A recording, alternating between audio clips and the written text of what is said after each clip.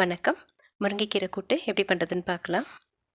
ஒரு 25 கிராம் துவரம் பருப்பு எடுத்திருக்கேன். இதை 2-3 தடவை நல்லா கழுவிட்டு தண்ணி ஊற்றி அரை மணி நேரம் ஊற வச்சுருக்கேன்.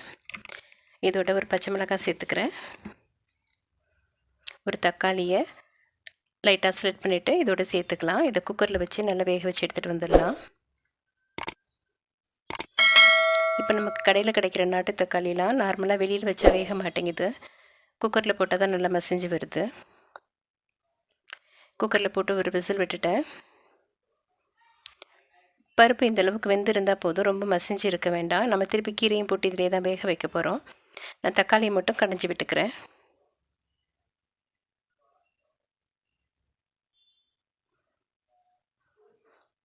தக்காளியை கொஞ்சம் நசுக்கி விட்டுட்டு அதோட ஒரு சின்ன கட்டு முருங்கைக்கீரையும் சேர்த்துக்கிறேன்.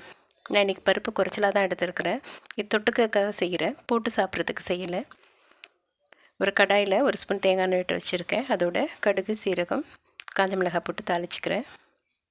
நான் இன்றைக்கி கூட்டுக்கு தேங்காய் போடலை, அதனால் தேங்காய் எண்ணெயில் தாளிக்கிறேன்.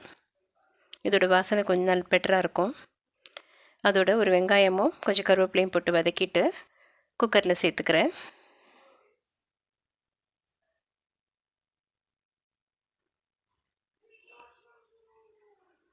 கூட்டுக்கு தேவையான உப்பு போட்டுக்கிறேன்.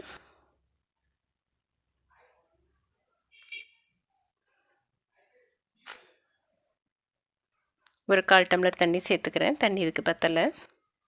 இது எல்லாத்தையும் நல்லா மிக்ஸ் பண்ணி விட்டுட்டு மூடி போட்டு இதையும் ஒரு விசில் விட்டு எடுத்துடலாம். இதை நீங்கள் வெளியில் பாத்திரத்தில் வச்சு வேக வச்சாலும் வேக வச்சுக்கலாம்.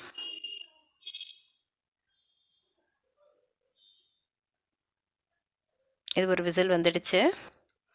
குக்கர் ஆறினோன்னு எல்லாத்தையும் நல்லா மிக்ஸ் பண்ணி விட்டுட்டு எடுத்துடலாம். ஒருவேளை தண்ணி ஜாஸ்தி இருந்தால் லேசாக கொதிக்க வச்சுட்டு எடுத்துக்கலாம்.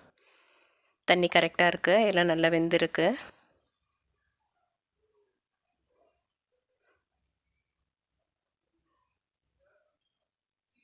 நல்லா வத்த குழம்பு, காரக்குழம்போட தொட்டுட்டு சாப்பிட்றதுக்கு ரொம்ப நல்லாயிருக்கும்.